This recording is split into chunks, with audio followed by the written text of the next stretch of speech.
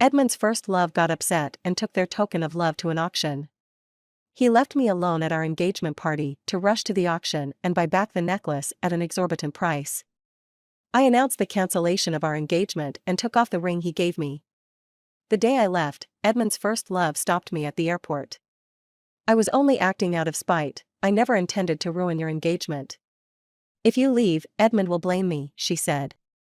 Edmund pulled her back. Let her go. She's just imitating you by throwing a tantrum. She'll come back once no one else looks for her after a few days. I didn't go back. When Edmund was frantically searching for me in South City, I was already holding a new engagement ceremony with someone else. At the engagement party, Edmund suddenly left, and no one could stop him. I stood on the stage in a daze, the ring he had just slipped on my finger still there. Guests whispered among themselves, some mocking, some trying to help me save face. Soon, reporters captured Edmund at the auction, where he bought a sapphire necklace for twice the asking price. Everyone heaved a sigh of relief. So he went to buy a gift for his fiancée. He should have said something, we thought he was ditching the engagement.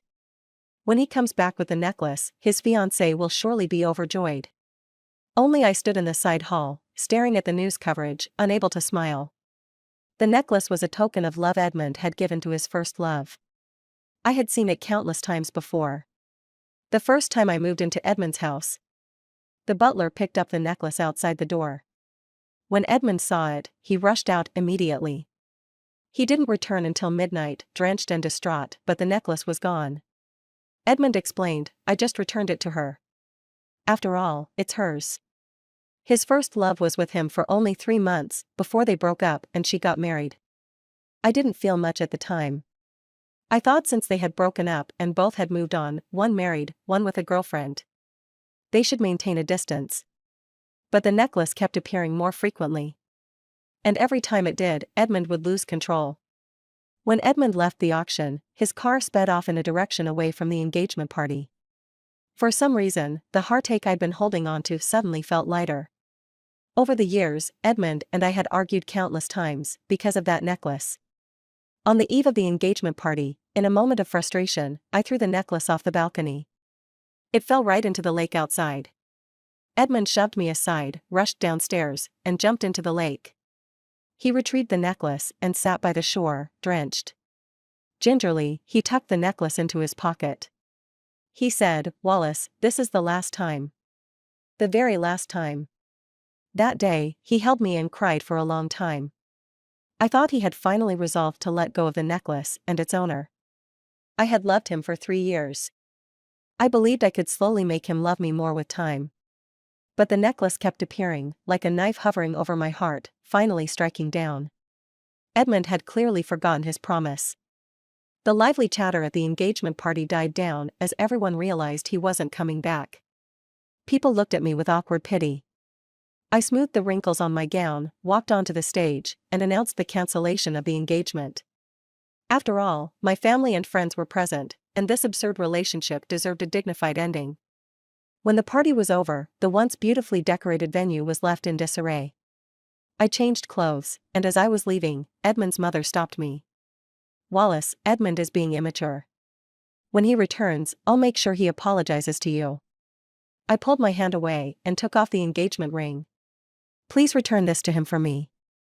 From now on, we have nothing to do with each other. We had been together for 3 years. I thought time would eventually erase the memory of his 3-month relationship with his first love. But I was wrong. Every time that necklace reappeared, it seemed to remind him. Since I couldn't stop the necklace from appearing in his life, I could at least choose to leave him and never see it again. The day I left South City, it poured. The late autumn weather felt even colder. I packed 2 large suitcases with my belongings from Edmund's house. As I unloaded them from the car, rain splashed onto my coat. I checked in my luggage and headed for security. On the way, I saw a young man rushing over with a cake. He called out to the girl about to go through security. Urgently, and a little sadly, he opened the cake box. Take a bite before you leave. I spent hours making it. Who knows when I'll get to celebrate your birthday with you again? The girl took a bite while tears streamed down her face. I clutched my plane ticket tightly. So this is what it feels like when sincerity is met with true affection, it's enough to move you to tears. The first time I celebrated Edmund's birthday, I had made him a cake too. When I arrived at the private room, all his friends were there. I placed the cake on the table. But Edmund was in a foul mood that day. His phone kept buzzing.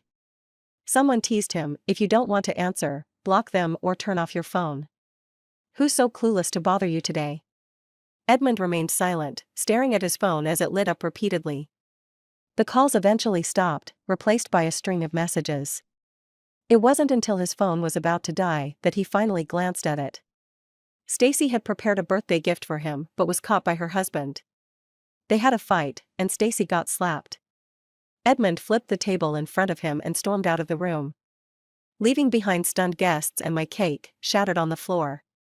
That was the day I learned how heartbreaking it is when your sincerity is ignored. The girl finished the cake, and the boy wiped her tears before sending her through security. I turned to enter the queue as well. Wallace.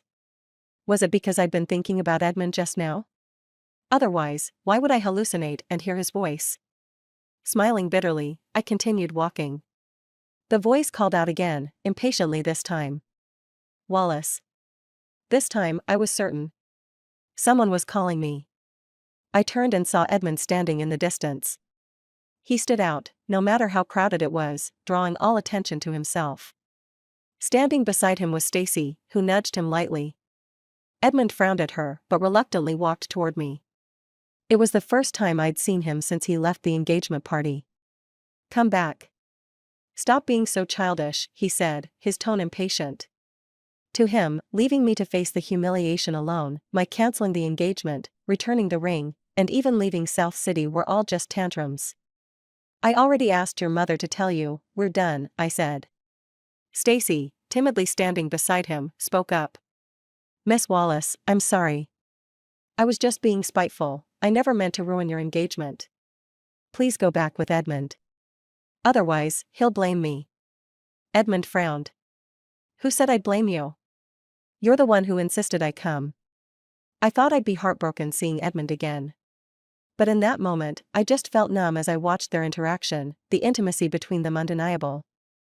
I smiled in relief. The engagement is already ruined. From now on, when you two argue, I won't be part of your game anymore.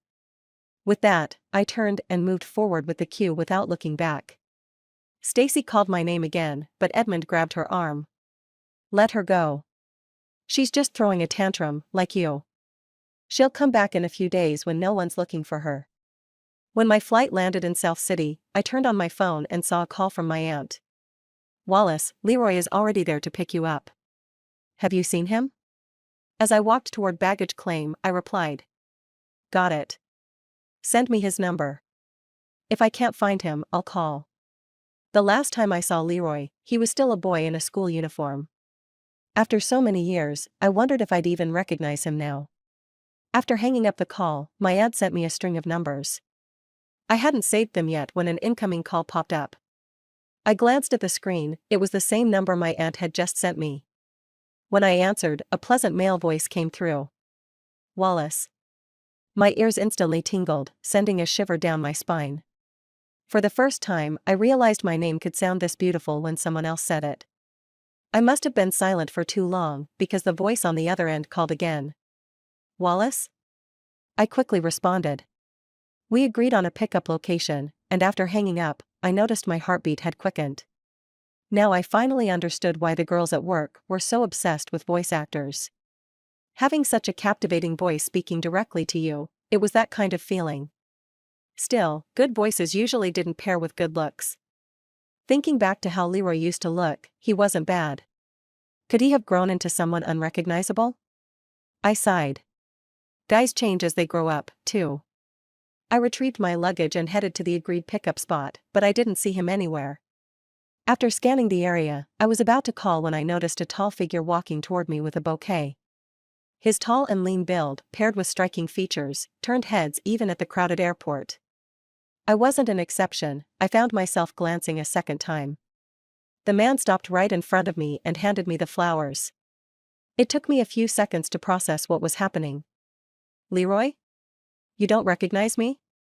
We stared at each other, awkwardness and surprise plain on both our faces. Then we both broke into laughter. I remember you only being this tall, I said, gesturing with my hand. Back then, he wasn't even taller than me. Who would have thought he'd grow like this? Leroy took the suitcase from my hand. I saw others greeting people with flowers, so I figured I'd get some for you too. Welcome back.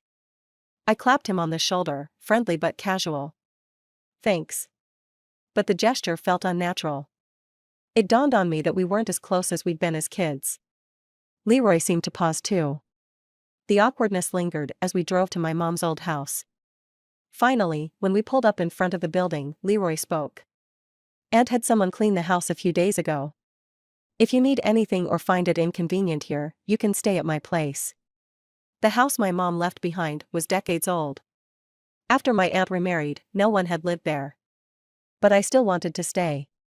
This was the place that felt warmest to me, whether it was when my mom was alive or later, living here with my aunt.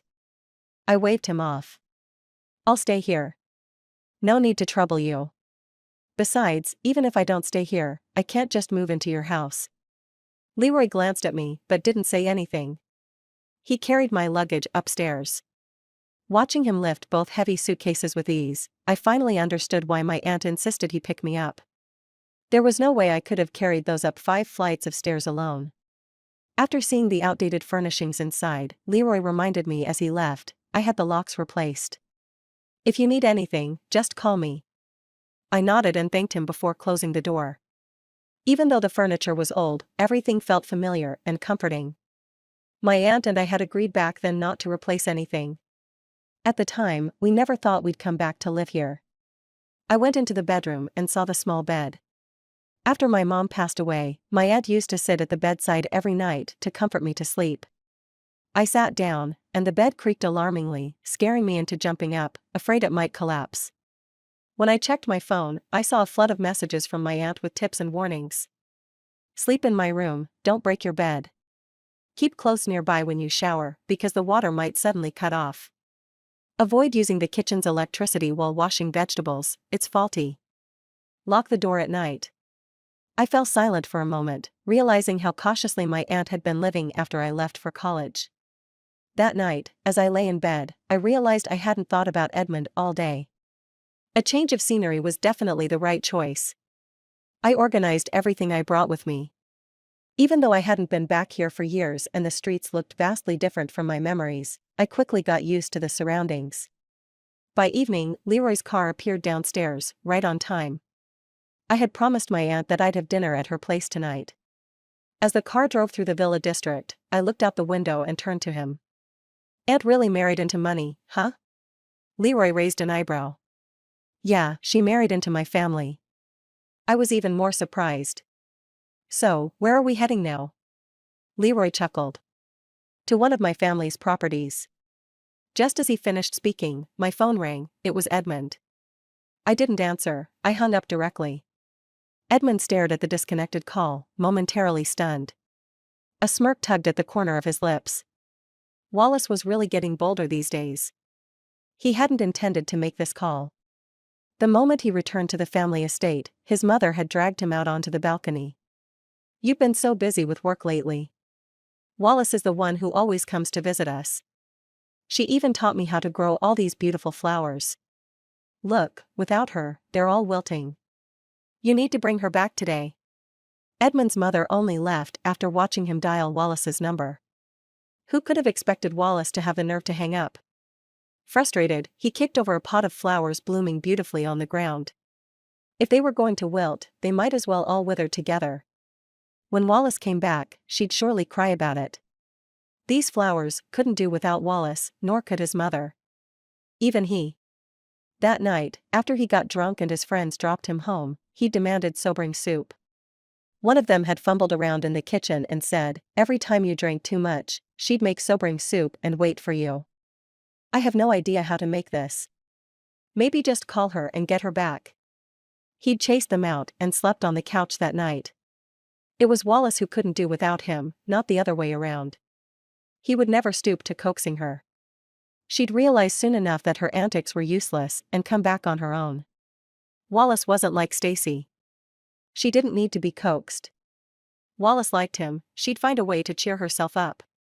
When we arrived, my aunt was already standing at the door waiting for us. As soon as I opened the car door, she grabbed my hand, her eyes brimming with tears. "You've been through so much. From now on, stay with me, and I'll see who dares to bully you again." My own eyes welled up.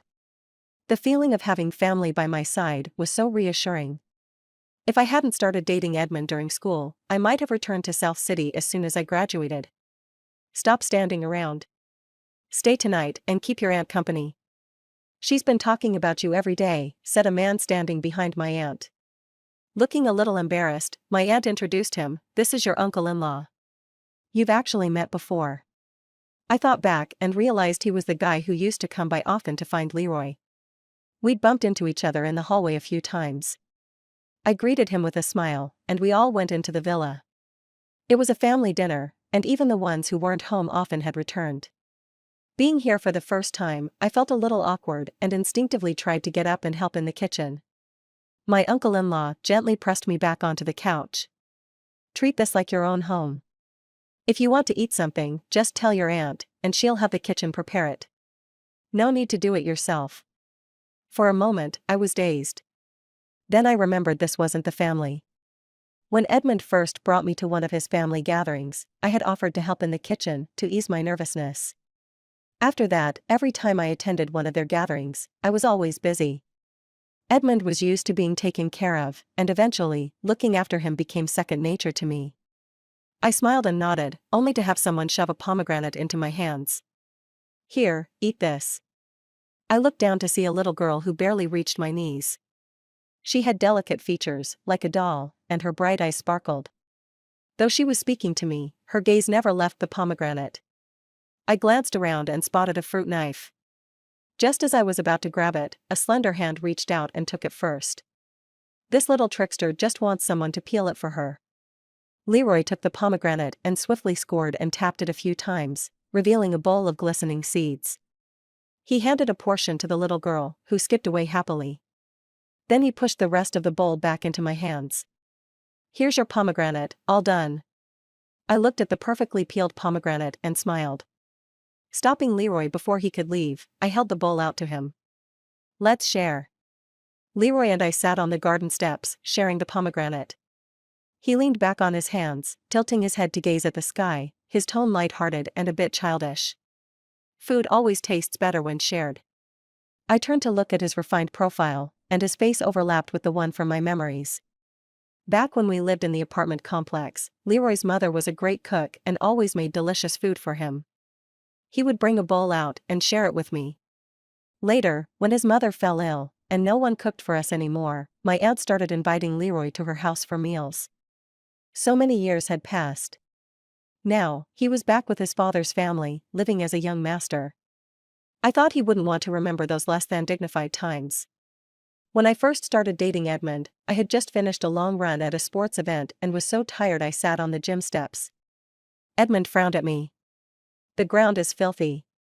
Can't you be a bit cleaner?" I flushed, feeling as though the ground beneath me was burning, and hurriedly got up. Only after following Edmund to a proper seat did I sit down again. Later, I learned from Edmund's friends that his first love had mild OCD. She always wore spotless white dresses that never seemed to get dirty, unlike me, who'd casually sit on the ground. Looking back, Edmund and I were never from the same world. His life had been smooth sailing, and his biggest setback was probably getting dumped by his first love. Meanwhile, I'd struggled my way up. My life's proudest moment was getting into a good university. Meeting Edmund and dating him felt like two entirely different worlds colliding. In the end, we proved we could intersect, but were never meant to walk the same path together. When the pomegranate was gone, a servant came to inform us it was time to eat. At the table, my aunt kept urging me to eat more. "Eat up.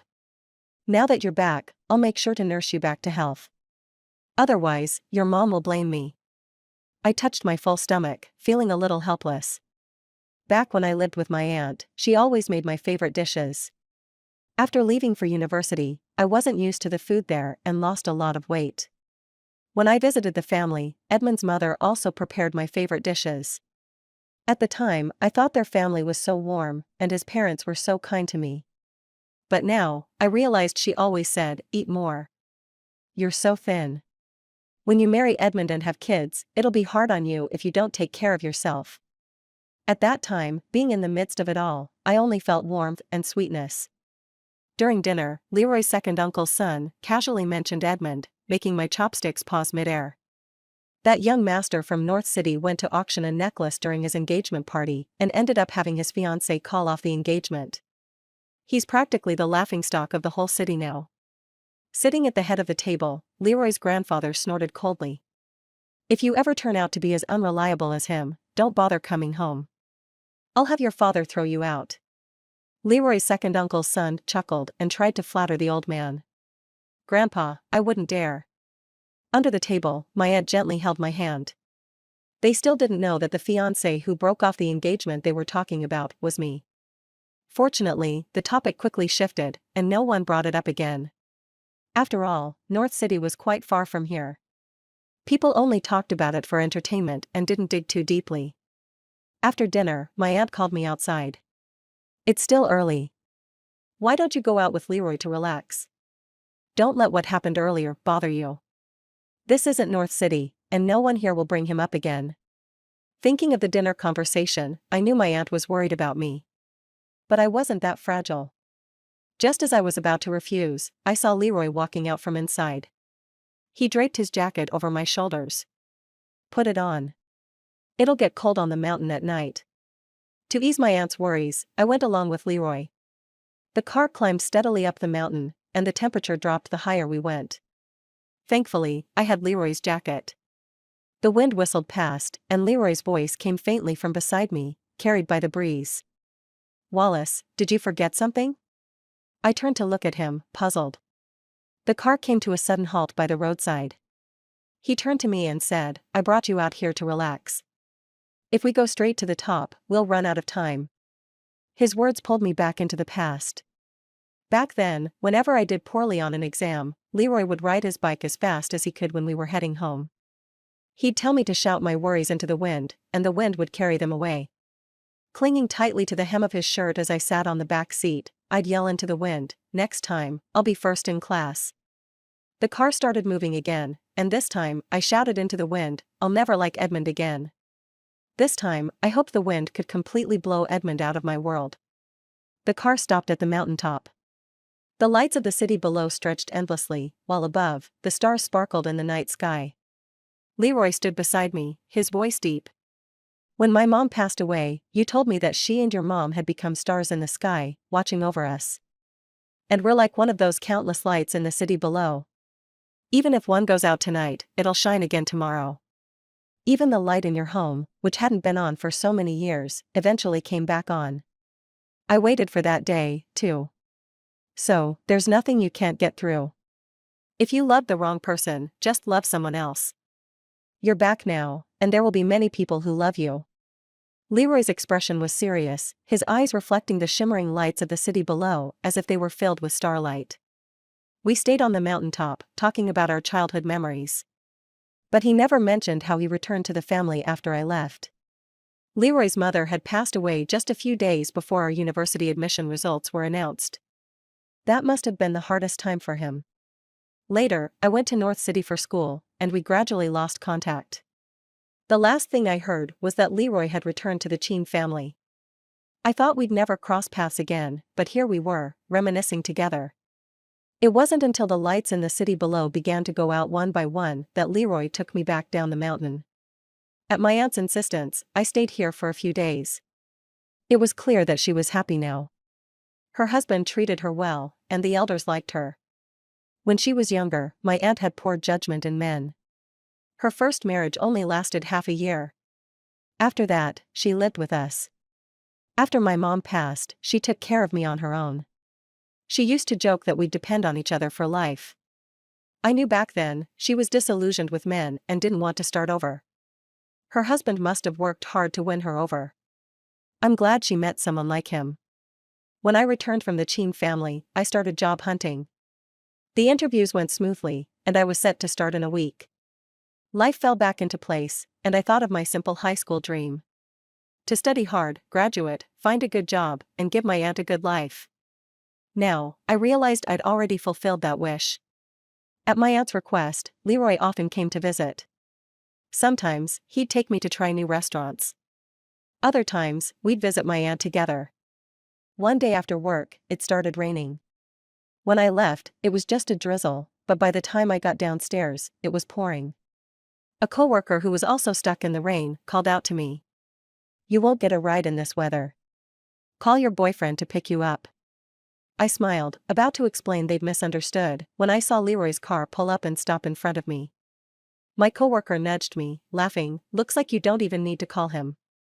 He's already here." Leroy got out, holding an umbrella. I saw it was raining and figured I'd swing by to pick you up. When I got home and turned on the lights, the apartment was dark.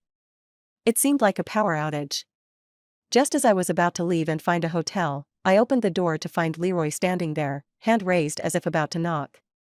He glanced inside. "I saw the whole building was dark, so I thought you might have no power and came to check."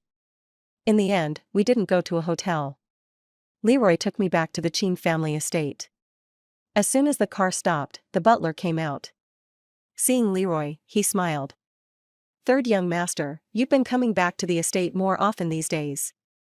The old master was just talking this morning about wanting you to bring Miss Wallace over." My aunt wasn't at the estate today, making the house feel a bit empty. The old master waved me over when he saw me. "Come in quickly, or you'll catch a cold standing there." I glanced at Leroy, who had been completely ignored, and smiled as I walked over.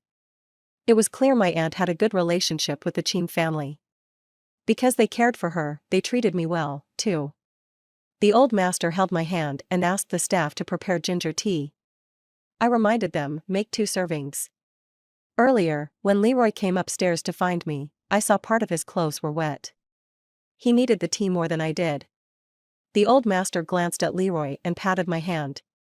"You're so soft-hearted. No wonder he says you're good to him." I looked over at Leroy, surprised he'd said good things about me to the old master. After drinking the tea, we stayed for dinner. The rain outside grew heavier.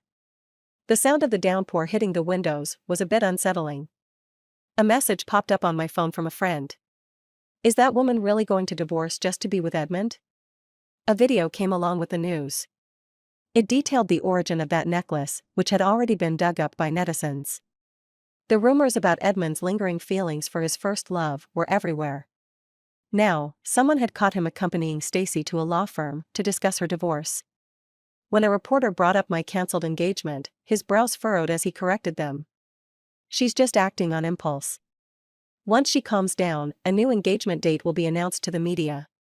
When asked about his relationship with Stacy, he merely chuckled and said, "She's an old friend.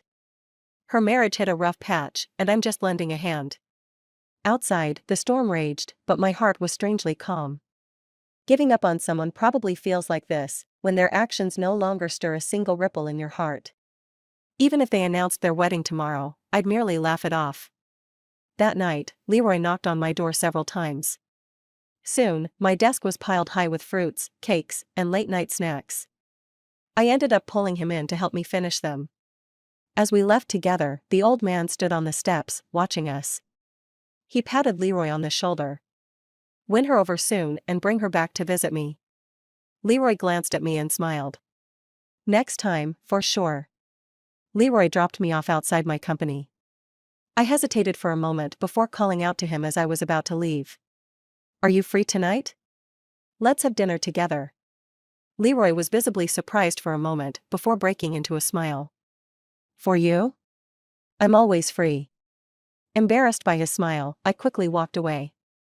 Last night, when Leroy came to my room, he noticed my phone on the table, playing a video. He turned off the screen and asked me, "Wallace, this man isn't good enough for you. How about giving me a chance instead?" I didn't answer him at the time. But later, lying in bed, his words kept replaying in my mind. I asked myself again and finally realized I was willing to give him a chance. Stacy's divorce case went smoothly, thanks to the top lawyer Edmund found for her. To celebrate her newfound singlehood, Stacy threw a party, and Edmund was naturally invited. Midway through the party, one of Stacy's friends asked, "Now that both of you are single, when will you finally get together?" Stacy glanced shyly at Edmund, who was sitting in a corner. Don't joke around. Edmund still has a fiancée. She thought he would deny it, as he never seemed to care about his fiancée. But to her surprise, Edmund remained uncharacteristically silent. He simply held his phone, downing one drink after another. For a brief moment, the lively atmosphere seemed to pause. Stacy set her glass down and sat beside Edmund, speaking softly. Edmund, aren't you happy that I got divorced? Edmund, drunken and dazed, turned to look at the woman beside him. Happy? Should he be happy? When Stacy had left him to marry someone else, it had been a thorn in his heart. Now that the thorn was gone, he felt inexplicably hollow. Especially after seeing the photo his friend sent him earlier that day. In the picture, Wallace was sitting in a cake shop with another man. She was smiling sweetly while the man looked at her with unabashed affection. That smile of hers and the way the man looked at her, it all irritated him. She was his fiancée. What gave another man the right to look at her like that? His friend had asked, "Are you and Wallace really moving on to new relationships?" Only then did he realize he had never intended to move on. He had been foolishly waiting for Wallace to come back. But Wallace never did. And in the past few months, he had been so preoccupied helping Stacy with her divorce that he almost forgot Wallace had been gone for 3 months now. Edmund drained his glass and grabbed his coat, leaving behind a hasty, "I'm leaving." Ignoring Stacy's protests, he pushed open the door and left the room. His steps hurried and unsteady, as if he was running out of time to catch something slipping away. Leroy proposed to me not long ago, in front of his entire family.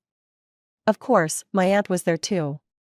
She was the first to cry, clutching Leroy's hand and urging him to take good care of me.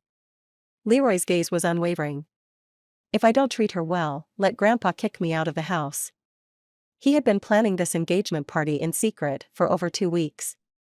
Sitting in the car on the way to the venue, I glanced out the window. In a passing car, the half-lowered window revealed a side profile that looked familiar. I turned away and raised my own window. Edmund, sensing something, turned his head to look at the car beside him. But all he saw was dark-tinted glass. He pressed his temples, regretting not visiting Wallace's aunt in South City when he should have. Caught up in work, he had put it off and now didn't even know where she lived. Wandering aimlessly like a headless chicken. He called his assistant again. "Bring in more people to help with the search." Frustrated, he asked the driver to pull over, intending to step out for some fresh air. The moment he got out, he spotted a figure ahead that looked strikingly like Wallace. Without even shutting the car door, he rushed toward them. Only to stop short when the person turned around in confusion. It wasn't her. He felt a pang of regret. Why hadn't he tried harder to understand Wallace before? Now, it seemed she had completely disappeared from his world. Disheartened, he turned around and caught a glimpse of a woman in an elegant gown outside a hotel. From behind, she looked just like Wallace. He shook his head, laughing at himself for seeing her everywhere. But then his gaze fell on the screen above the hotel entrance, and he froze. It was Wallace. But why was it an engagement party?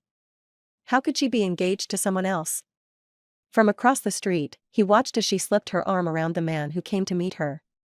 The man gently tucked a strand of hair behind her ear, and she smiled at him with such tenderness. At that moment, Edmund felt as though they were in a world of their own. Separated from him by more than just a street. He watched as they walked into the hotel together, their figures disappearing inside.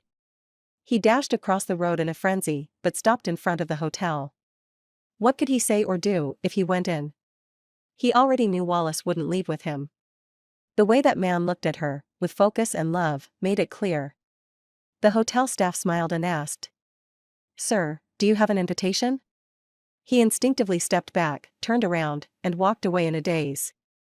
After the engagement party, I received a gift box from the hotel concierge. "A gentleman without an invitation asked me to deliver this to you."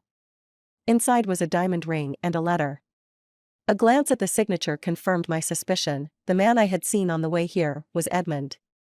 Leroy wrapped an arm around my shoulder and scoffed at the letter's content. Why is he always interested in someone else's wife? I returned the letter to the box and handed it back to the concierge. "Send it to this address for me," I said, giving him Edmund's details. Turning back, I slipped my arm into Leroy's. I was now surrounded by people who loved me. Edmund belonged in the past.